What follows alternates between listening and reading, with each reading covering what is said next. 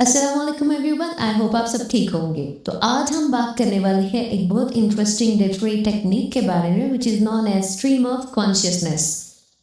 तो क्या आपने कभी नोटिस किया कि हमारा माइंड एक सेकंड में कितनी रैंडम चीज़ें सोच लेता है? एग्जैक्टली वही टेक्निक लिटरेचर में यूज होती है which is known as stream of consciousness.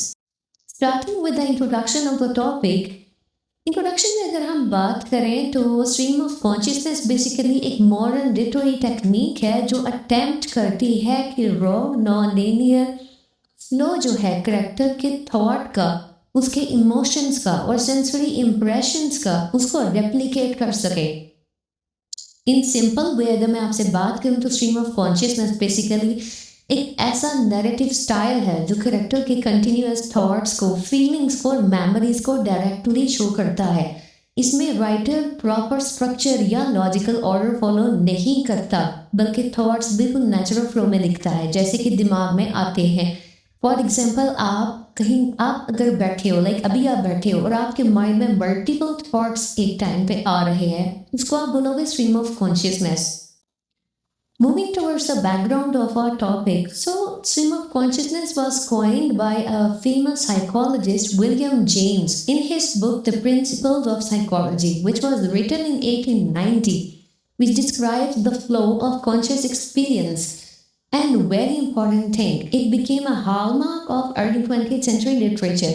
In simple words, जो स्ट्रीम ऑफ कॉन्शियसनेस है ये कॉइन किया था विलियम जेम्स ने, ना कि वर्जीनिया वुल्फ ने। वर्जीनिया वुल्फ ने इसको यूज़ किया था। ये हम आगे जाके वीडियो में मैं आपको बताऊंगी इस बारे में। ये बहुत इंपॉर्टेंट एमसीक्यू है जो आपके एग्जाम्स पॉइंट ऑफ व्यू से बहुत इंपॉर्टेंट है और आपके एग्जाम्स में ये बार बार पूछा जाता है। टाइम एंड अगेन टीचर्स आपको डॉज करने के लिए ये एमसीक्यू देते हैं कि who coined the term stream of consciousness. So basically, it was coined by William James, not Virginia Woolf. Stream of consciousness. The very first writer of this technique was Thomas Hobbes, who used this technique in his writings. He was an English philosopher, and he wrote his book Leviathan.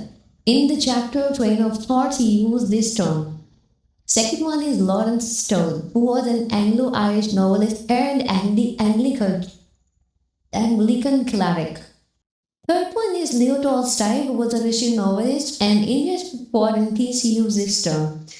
Other writers who used this term, stream of consciousness or literary technique, stream of consciousness, were Virginia Woolf, William Faulkner, and James Joyce. Moving towards the examples of our topic, the very first example is that if you say, I'm worried about the upcoming exams, यानी आप एक जगह बैठे हो, आप classroom में बैठे हो और आपको अपने अपकमिंग एग्जाम्स की टेंशन है और आप सोचते हो कि कल मेरा एग्जाम है, क्या क्या ऐसा हो गया अगर मैं अपना एग्जाम भूल गया? Why didn't I study more? Maybe I fail. No, I can't fail. आप ये सारी बातें आपके माइंड में आ रही है।